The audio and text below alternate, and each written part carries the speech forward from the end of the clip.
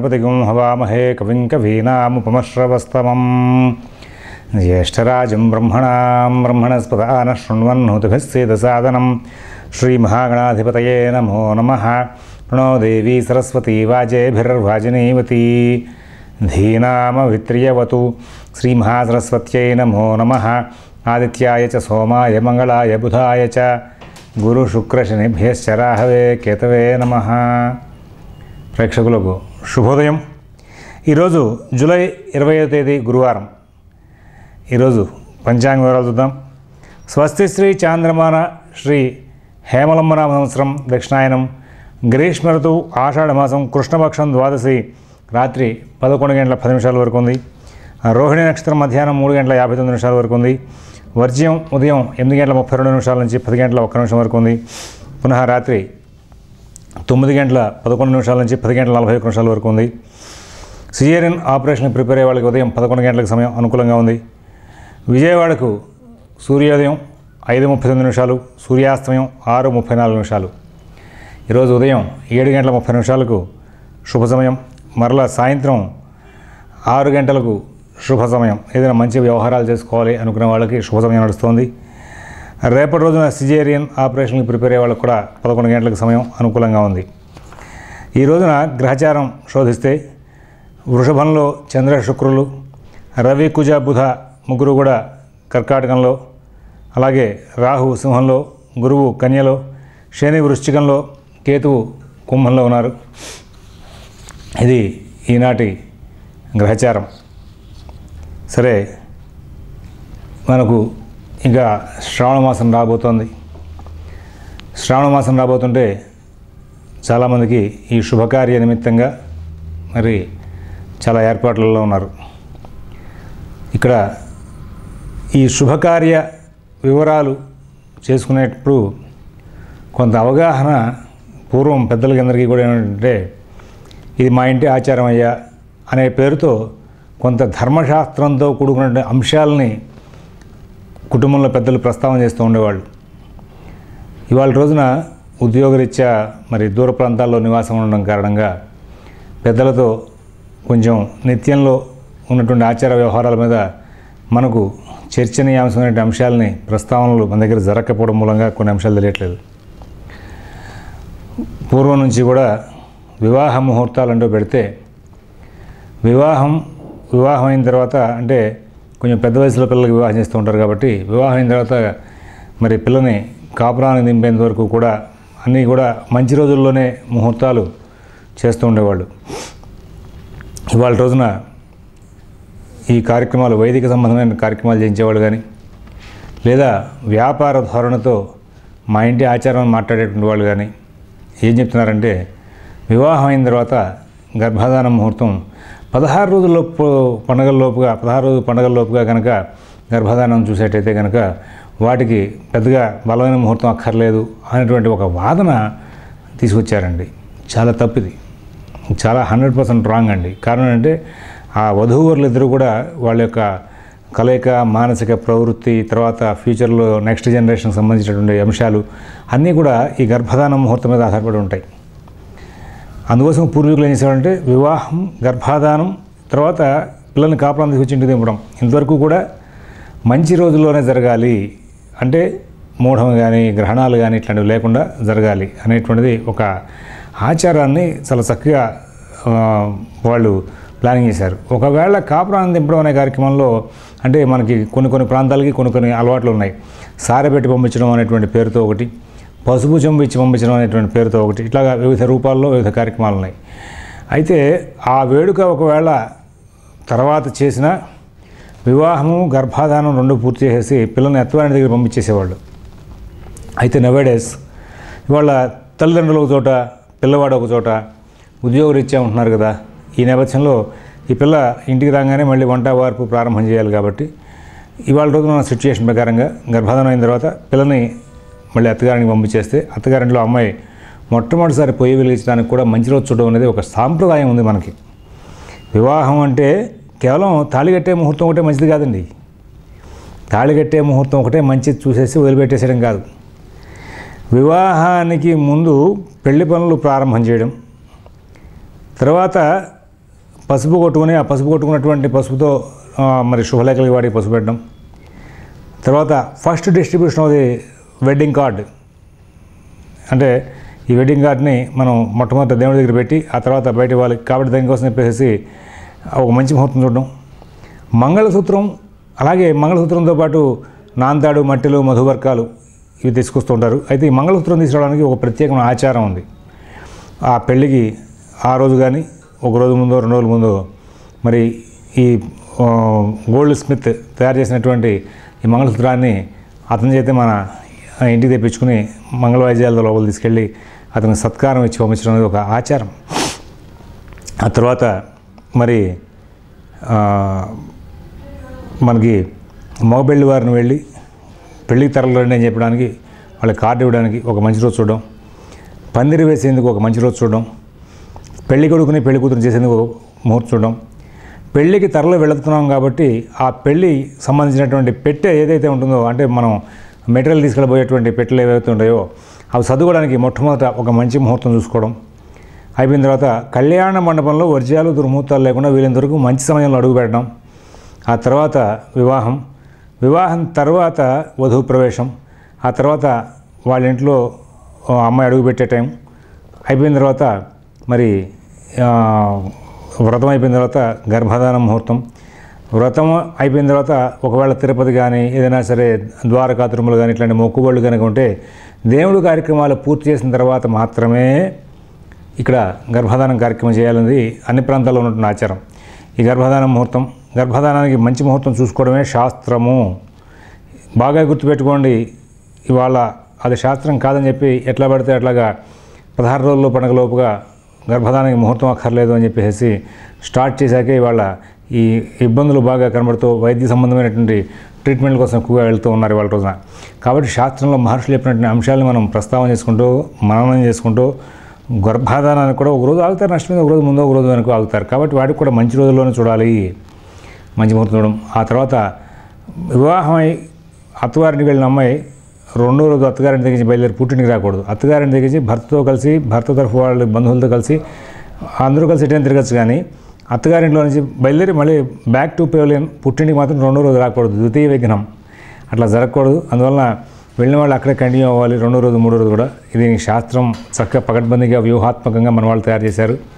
ఇది అయిపోయిన తర్వాత మరి ఉన్నటువంటి పరిస్థితుల రీత్యా మనకి కుదిరితే సారే పెట్టి పసుపు జంపించో ఆ అమ్మాయిని అక్కడ అత్తగారింట్లో కాపురం దింపి అమ్మాయి మొట్టమొదట ఈ వంట వార్పు కార్యక్రమం చేయడానికి మంచి టైం చూసుకోవడం.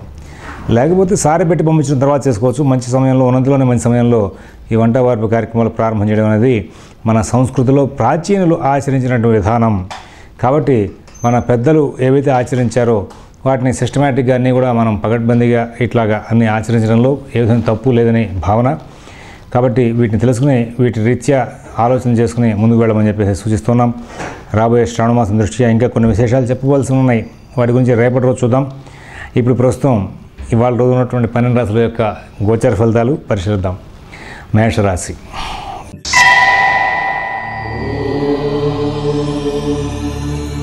ఈ మేషరాశి వాళ్ళకి ఇవాళ చాలా విచిత్రమైనటువంటి ఫలితాంశాలు ఎదురవుతూ ఉంటాయి.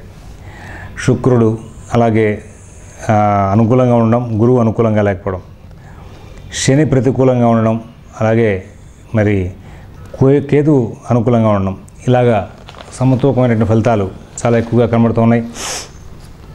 దైనందిన కార్యక్రమాలు, కుటుంబ వ్యవహారాలు, ఉద్యోగ విషయాలు, వ్యాపార విషయాలు, ఆరోగ్య విషయాలు, అలాగే విదేశీ నివాస ప్రయత్నాలు, స్థిరాస్తి కొనుగోలు ప్రయత్నాలు, కోర్టు వ్యవహారాలు, రుణ వ్యవహారాలు ఇవన్నీ కూడా ఈ రోజున ఎట్లాగైతే ఇందాక విచిత్రంగా ఉన్నాయనుకుంటున్నామో అదే విచిత్రమైనటువంటి పరిస్థితితో ముందుకు నడిచే అవకాశం ఉంది. ఆరోగ్య విషయాల్లో, నూతన ఉద్యోగ వ్యాపార ప్రయత్నాల్లో అన్నింటిలోనూ కూడా కొంచెం ఇట్లాంటివి నడిచే అవకాశం వస్తుంది. కొంచెం ప్రత్యేక శ్రద్ధ, జాగ్రత్త కనబడుతూ ముందుకు వెళ్ళాలి. ఎవరి వ్యవహారాలను కలగజేసుకోవద్దు. మీ పనులు మీరు స్వయంగా చూసుకుంటూ ముందుకు వెళ్తే చాలా ఉత్తమమైన ఫలితాలు వచ్చే అవకాశం ఉంది. ఈరోజు నా ప్రాతకాలంలో అవకాశం ఉంటే కనుక స్నానం అయిన తర్వాత సూర్య భగవానుడికి నమస్కారం చేసి లక్ష్మీ అష్టోత్తరంతో అమ్మవారిని తెల్లటి పుష్పాలు దర్శించుకుని బయటకు వెళ్ళండి. తద్వారా ఇంకా మంచి ఫలితాలు వచ్చే అవకాశం వస్తుంది. వృషభ రాశి.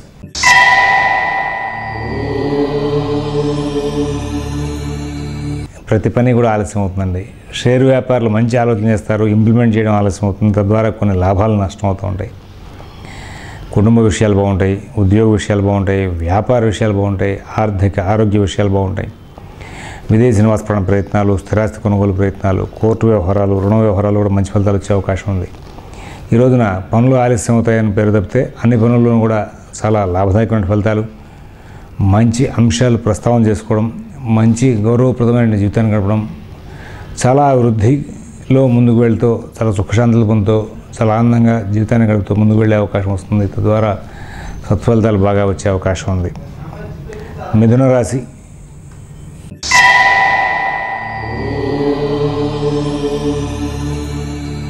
ఈ మిథున రాశి వాళ్ళకి శుక్రుడు వ్యయంలో ఉన్న కారణంగా, అలాగే రవి కుజులు ద్వితీయంలో సంచారం చేస్తున్న కారణంగా ఒత్తిడి బాగా ఉంటుంది.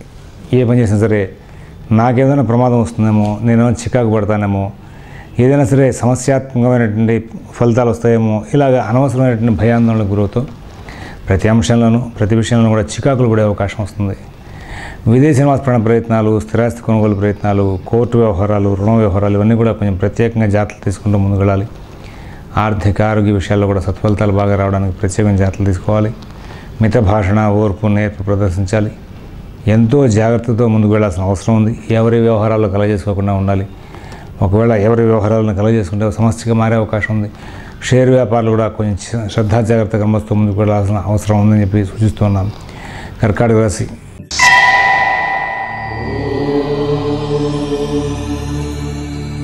కర్కాటక రాశి వాళ్ళకి ఆగ్రహావేశాలు బాగా పెరిగిపోయే అవకాశం ఉంది. ఎవరితో సంభాషించేప్పుడు వాళ్ళతో సహవాసంగా ఎందుకు ఉండాలి అనేటువంటి భావంతో ముందుకు వెళ్ళే అవకాశం వస్తుంది. విదేశీ నివాసపరణ ప్రయత్నాలు, స్థిరాస్తి కొనుగోలు ప్రయత్నాలు, కోర్టు వ్యవహారాలు, రుణ వ్యవహారాలని కూడా కొంచెం ఇబ్బందికరంగానే కనబడుతుంటాయి. ఎవరి వ్యవహారాలు కలగజేసుకోకుండా ఉంటే మంచిది. మీ పనులు మీరు స్వయంగా చూసుకుంటూ ముందుకు వెళ్తే చాలా ఉత్తమంగా ఉంటుంది. లేని ఎడల ప్రతిబంధకమైనటువంటి వాతావరణం ఉంది. ప్రాతకాలంలో ఒకసారి కాలభైరవాష్టకం, సుబ్రహ్మణ్యాష్టకం పారాయణ చేసుకుని బయటకు వెళ్ళండి. తద్వారా మంచి ఫలితాలు వచ్చే అవకాశం వస్తుంది. చెడు ఫలితాలు దూరం అయ్యే అవకాశం వస్తుంది. సింహరాశి.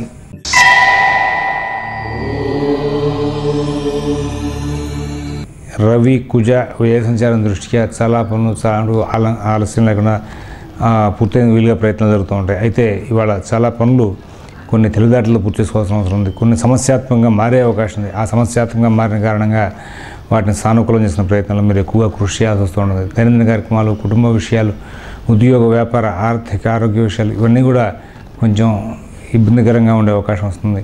మిత భాషణ, ఓర్పు, నేర్పు ప్రదర్శిస్తూ ఉంటే మీకు చాలా అనుకూలమైన ఫలితాలు వస్తాయి. లేకపోతే ఇబ్బందికరమైన వాతావరణం నెలకొనే అవకాశం వస్తుంది. సింహరాశి వాళ్ళకి వ్యయంలో ఉన్నటువంటి రవి, కుజ, బుధ ఈ 3 గ్రహాలు కూడా ప్రతి పనిని కూడా వెనక్కి లాగుతూ ఉంటాయి. అలాగే అర్ధాష్టమ శని. కొన్ని పనులలో చాలా తెలివితేటలు ప్రదర్శిస్తారు. నేను చేయగలను, నాకు ఈ పని చేసే అవకాశం ఉంది, నేను ధీమాగా ముందుకు లాక్కోగలనటువంటి సింహరాశి వాళ్ళు ప్రదర్శించే లక్షణాలు. కొన్నిసార్లు అధైర్యం, కొన్నిసార్లు ధైర్యం, ఇలాగ మిశ్రమ ఫలితాలతో ముందుకు వెళ్ళే అవకాశం ఉంది. విదేశీ నివాసపరణ ప్రయత్నాలు, స్థిరాస్తి కొనుగోలు ప్రయత్నాలు, కోర్టు వ్యవహారాలు, రుణ వ్యవహారాల్లో కూడా కొంచెం విచిత్రమైనటువంటి సమస్యలు, విచిత్రమైనటువంటి పద్ధతులు నడిచే అవకాశం ఉంది.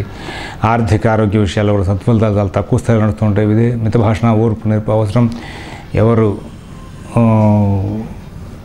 ఈ యొక్క సింహరాశి వాళ్ళకి ఎవరికైనా సరే అప్పులు ఇచ్చిన చోటు కానీ, అప్పులు తెచ్చుకున్న చోటు కానీ ఇబ్బందులు వచ్చే అవకాశం ఉంది. కొంచెం ప్రత్యేకమైన శ్రద్ధ, జాగ్రత్త కనబరుస్తూ ముందుకు వెళ్ళమని చెప్పి సూచన చేస్తున్నాం. కన్యారాశి.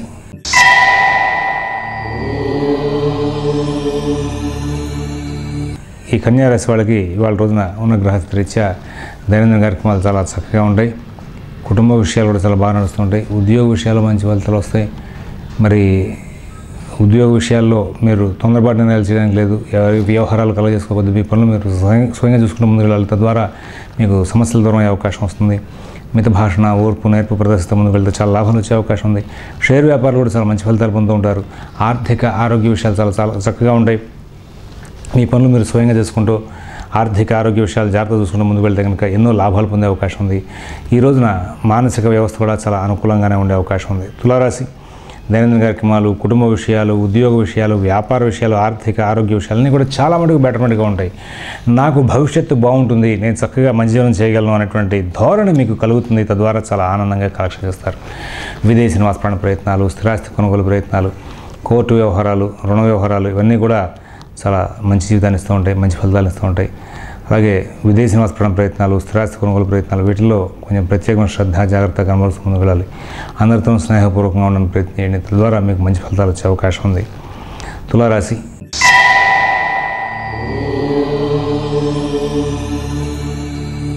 తులారాశి వాళ్ళకి ఈ రోజున ఉన్న గ్రహచార రీత్యా దైనందిన కార్యక్రమాలు, కుటుంబ విషయాలు, ఉద్యోగ, వ్యాపార, ఆర్థిక, ఆరోగ్య విషయాలని కూడా కొంచెం ప్రత్యేకమైనటువంటి జాగ్రత్తతో నడుపుకుని చాలా సానుకూలంగా మరల్చుకుని ముందుకు వెళ్ళే అవకాశం వస్తుంది. నష్టాలు, ఇబ్బందులు, చికాకులు ఏమి ఉండవు.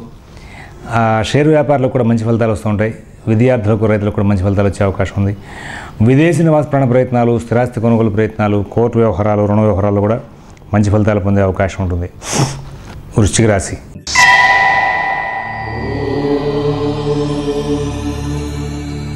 ఇబ్బందికరమైన వాతావరణం తరచుగా వెంబడించే అవకాశం వస్తుంది. ప్రత్యేకమైన శ్రద్ధ, జాగ్రత్త కనబరుస్తూ ముందుకు వెళ్తే చాలా మటుకు లాభదాయకమైన ఫలితాలు వచ్చే అవకాశం ఉంది. ఎవరి వ్యవహారాలను కలగజేసుకోవద్దు. మీ పనులు మీరు స్వయంగా చూసుకుంటూ ముందుకు వెళ్ళండి. అలాగే ఆర్థిక, ఆరోగ్య విషయాల్లో, నూతన ఉద్యోగ, వ్యాపార ప్రయత్నాల్లో, విదేశీ నివాస ప్రయత్నాల్లో, స్థిరాస్తి కొనుగోలు ప్రయత్నాల్లో, కోర్టు వ్యవహారాల్లో, రుణ వ్యవహారాల్లో కూడా చాలా మటుకు సానుకూలమైన వాతావరణానికి అనుకూలమైన పరిస్థితులు వచ్చే అవకాశం ఉంది. అలాగే మొత్తం మీద ఈ రోజున మీకున్నటువంటి గ్రహచార రీత్యా చాలా చక్కటి ఫలితాంశాలు పొందుతూ లాభదాయకమైన జీవితాన్ని తీసుకుంటూ ఆనందకరమైన వాతావరణాన్ని పొందుతూ ముందుకు వెళ్ళే అవకాశం వస్తుంది. ఎక్కడ కూడా ఇబ్బందులు లేనటువంటి జీవితాన్ని గడిపే అవకాశం వస్తుంది. గతంలో కొద్దికాలంగా ఉన్నటువంటి ఇబ్బందులకు కూడా ఇవాళ కొంచెం పరిష్కారాలు లభించే అవకాశం వస్తుంది. ధనురాశి.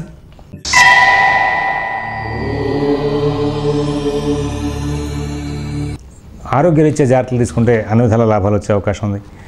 విదేశీ నివాస ప్రయత్నాలు, స్థిరాస్తి కొనుగోలు ప్రయత్నాలు, కోర్టు వ్యవహారాలు, రుణ వ్యవహారాలని కూడా కొంచెం ఇబ్బందికరంగా ఉన్న వాటిని కూడా చక్కగా, తెలివిగా, సానుకూలంగా మరల్చుకుంటూ ముందుకు వెళ్తూ ఉంటారు. మంచి జీవనం, మంచి ఫలితాలతో ఆనందమయ జీవితాన్ని గడుపుతారు. అలాగే విదేశీ నివాస ప్రయత్నాలు, స్థిరాస్తి కొనుగోలు ప్రయత్నాలు, కోర్టు వ్యవహారాలు, రుణ వ్యవహారాలు కూడా కొంచెం ప్రత్యేకమైన శ్రద్ధ, జాగ్రత్త కనబరిచి చాలా చక్కటి ఫలితాలు తీసుకుంటూ సుఖశాంతులతో ముందుకు వెళ్ళే అవకాశం ఉంది. ఇవాళ ఆల్ ఆఫ్ సడన్ ఒక్కసారిగా మీకు కొన్ని మంచి మార్పులు, కొంచెం మంచి ఫలితాలు కూడా వచ్చే అవకాశం ఉంది. శుభవార్తలు వింటారు. భవిష్యత్తు మీద ఆశ జనిస్తుంది. నేను ఈ పని చేయగలను, నాకు ఈ పనిలో లాభాలు వస్తాయనేటువంటి భావన కలుగుతుంది.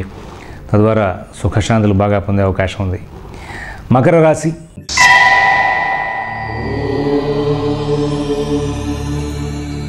ఈ మకర రాశి వాళ్ళు ఈ రోజున ప్రతి అంశాన్ని కూడా కూలంకషంగా పరిశీలించి ఇది నేను చేయదగిన పనేనా, చేద్దామా వద్దా, ఇవన్నీ కూడా ఆలోచించుకుని నిర్ణయాలు తీసుకుని ముందుకు వెళ్ళే అవకాశం వస్తుంది. తద్వారా కొంచెం విజయ శాతం పెంచుకునే అవకాశం వస్తుంది. ఆర్థిక విషయాలు బాగుంటాయి, ఆరోగ్య విషయాలు బాగుంటాయి, విదేశీ నివాస ప్రయత్నాలు బాగుంటాయి, స్థిరాస్తి కొనుగోలు ప్రయత్నాలు బాగుంటాయి, కోర్టు వ్యవహారాలు బాగుంటాయి. అయితే రాహు, రవి, కుజ వీళ్ళ మూలంగా కొంచెం భయం కలుగుతుంది. శివ కుటుంబం, శివుడు, పార్వతి, గణపతి, కుమారస్వామి నలుగురు ఉన్నటువంటి దేవాలయంలో చక్కగా ప్రాతకాలంలో 11 ప్రదక్షిణాలు చేసి దుర్గా సప్తశతిలోకి 11 సార్లు పారాయణ చేసుకుంటే మంచి ఫలితాలు బాగా పెరిగే అవకాశం వస్తుంది. తద్వారా మంచి జీవనం సాగించే అవకాశం ఉంటుంది. కుంభరాశి.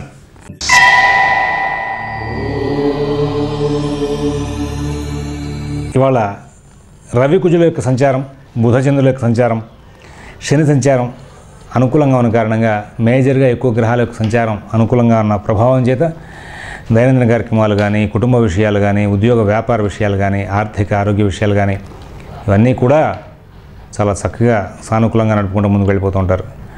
మంచి ఫలితాలు, మంచి జీవనంతో ఆనందంగా ముందుకు వెళ్ళే అవకాశం వస్తుంది. విదేశీ నివాస ప్రయత్నాలు, స్థిరాస్తి కొనుగోలు ప్రయత్నాలు, కోర్టు వ్యవహారాలు, రుణ వ్యవహారాలు కూడా చక్కటి ఫలితాలు పొందుతారు. అభివృద్ధి పదంలో ముందుకు వెళ్ళే అవకాశం ఉంది. ఆనందంగా జీవితాన్ని గడుపుతూ సుఖశాంతులతో కాలక్షేపం చేస్తూ ముందుకు వెళ్ళే అవకాశం వస్తుంది. చాలా చక్కటి ఫలితాలు పొందుతారు. మంచి జీవనం సాగించే అవకాశం ఉంది. మీనరాశి.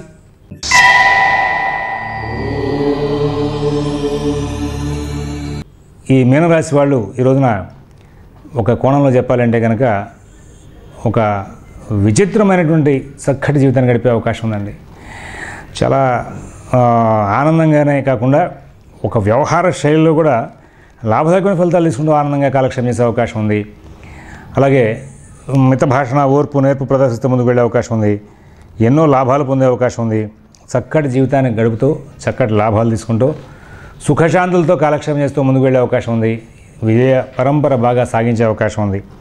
తద్వారా చాలా మంచి జీవితం గడుపుతారని చెప్పడానికి బాగా అవకాశాలు కనబడుతూ ఉన్నాయి.